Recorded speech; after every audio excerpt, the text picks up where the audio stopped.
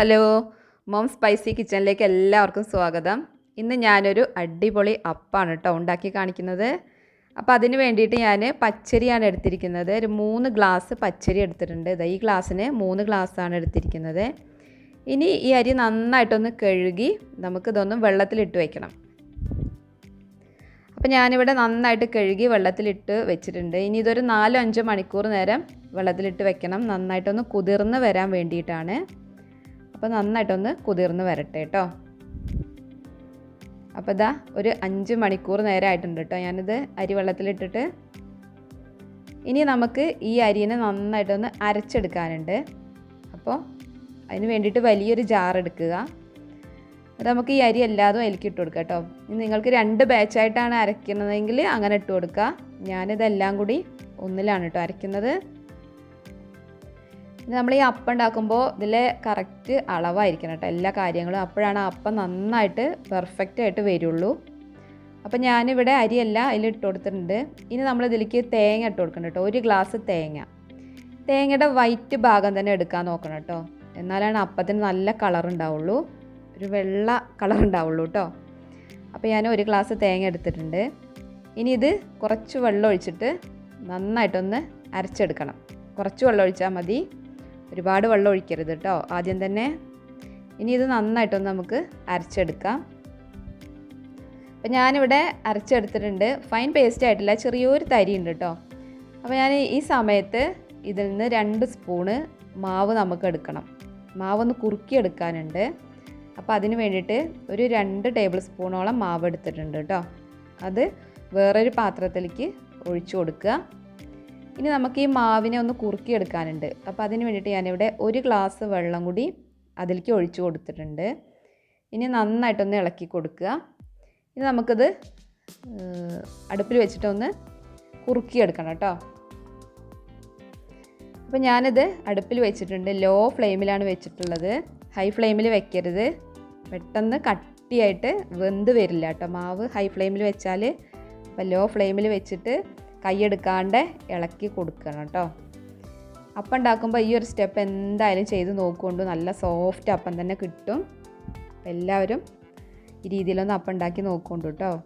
അപ്പോൾ നന്നായിട്ടതൊന്ന് ഇളക്കി കൊടുക്കുന്നുണ്ടല്ലേ. മാവ് നന്നായിട്ട് വെന്ത് വരുന്നുണ്ട്, അതോടൊപ്പം കുറുകി വരുന്നുണ്ട് കേട്ടോ, വെള്ളമൊക്കെ വറ്റിയിട്ട്. അപ്പോൾ ഇതാ നല്ല തിക്കായിട്ട് വന്നിട്ടുണ്ട്. അപ്പോൾ ഇത്രയും മതി കേട്ടോ. ഇനി നമുക്ക് ഫ്ലെയിം ഓഫ് ചെയ്യാം. എന്നിട്ടിത് നന്നായിട്ടൊന്ന് തണുക്കണം. തണുത്തതിന് ശേഷമാണ് നമ്മളിത് മാവിലേക്ക് ഒഴിച്ചു കൊടുക്കാൻ പാടുള്ളൂ കേട്ടോ. അപ്പോൾ ഇത് നന്നായിട്ടൊന്ന് തണുക്കട്ടെ. അപ്പോൾ ആ സമയം കൊണ്ട് ഞാൻ അരി ഒന്നും കൂടി നന്നായിട്ട് അരച്ചെടുത്തിട്ടുണ്ട് കേട്ടോ. ഒട്ടും തരി പാടില്ല, നൈസായിട്ട് അരയ്ക്കണം. അതൊരു വലിയ പാത്രത്തിലേക്ക് തന്നെ ഒഴിച്ചു കൊടുക്കണം കേട്ടോ. മാവ് അത്യാവശ്യം പൊങ്ങി വരുമല്ലോ, അപ്പോൾ വലിയ പാത്രത്തിൽ തന്നെ ഒഴിച്ചു കൊടുക്കുക. ഇനി നമ്മൾ നേരത്തെ റെഡിയാക്കി വെച്ച മാവുണ്ടല്ലോ, കുറുക്കിയെടുത്ത മാവ്, അത് നമ്മൾ ജാറിലേക്ക് ഇട്ട് കൊടുക്കുക കേട്ടോ. ജസ്റ്റ് ഒന്ന് അടിച്ചെടുക്കാനുണ്ട്. അപ്പോൾ അതെല്ലാം ഒട്ടും വേസ്റ്റ് ചെയ്യാണ്ട് ഒക്കെ തുടച്ചെടുക്കുക കേട്ടോ. അപ്പോൾ ഒക്കെ ജാറിലേക്ക് ഇട്ട് കൊടുക്കുക. ഇനി ഈ സമയത്ത് തന്നെ നമുക്ക് ഇതിലേക്ക് പഞ്ചസാര ഒരു 3 ടേബിൾ സ്പൂണ്, ഒരു 3 സ്പൂൺ മതി കേട്ടോ പഞ്ചസാര. കുറച്ചും കൂടി മധുരം വേണമെന്നുണ്ടെങ്കിൽ ഒരു 4 സ്പൂൺ വരെ ആവാം. ഞാൻ 3 സ്പൂൺ എടുത്തിട്ടുള്ളൂ. അതുപോലെ ഒരു 1/2 ടീസ്പൂണ് ഉപ്പ്. അതുപോലെ ഇനി ഇതിലേക്ക് ഈസ്റ്റ് വേണം.